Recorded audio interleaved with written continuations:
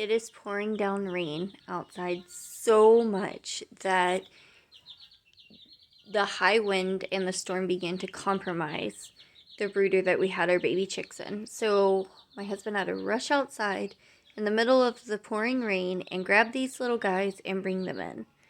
And they are supposed to be baby Jersey giant chicks, which are they get really tall really fast. They were actually originally bred to replace turkeys in America, but it just didn't take on the way that they thought it would.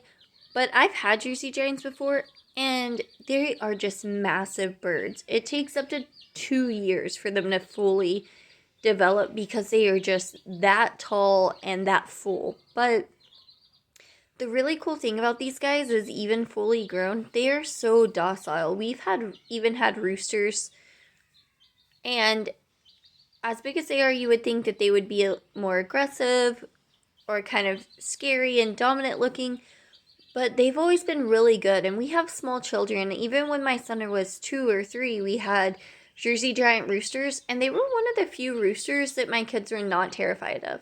He could just go out there and pet them and love on them and hold them. And I think that's really important when you have a homestead, especially an urban homestead, for you to have birds that are docile, good with children, and quiet enough that the city doesn't get frustrated about the noise and it doesn't become a pest.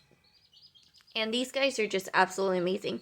Now, I did notice that these were all bought as pullets, but one of them is much smaller than the others. And even though she appears to be half of their size, she actually has a crazy amount of feathers. Now, they are all terrified of me, so of course they are running and hiding into the corner of the pen. But I'm kind of curious what this other chick is right up front because she's so much smaller than everybody else. She has a lot more feathers than everyone else, but she's still similar in color. So it's going to be really interesting to watch her grow and see, do I have 4 Jersey Giants or did I get a surprise chick? And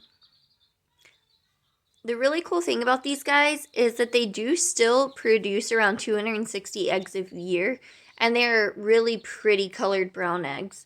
So if you keep them long enough, they will produce meat, but since it does take so long for them to mature, since they're such a large breed bird, it actually takes a crazy amount of feed and for them to grow. Even if they're free ranging, they're eating pretty much all day long. They're just always hungry.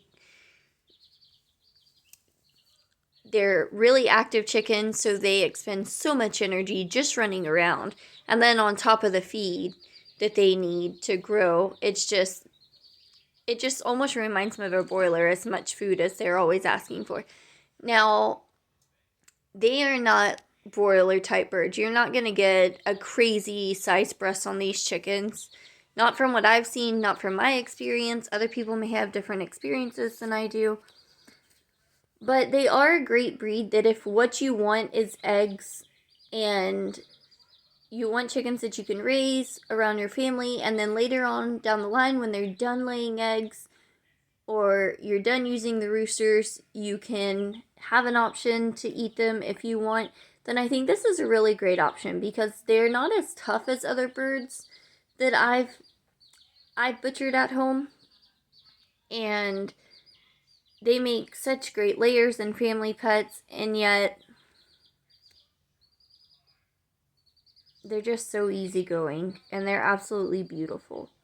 So if you happen to see some for sale, grab a couple and try them out for yourself, and just hopefully you'll love them as much as I do.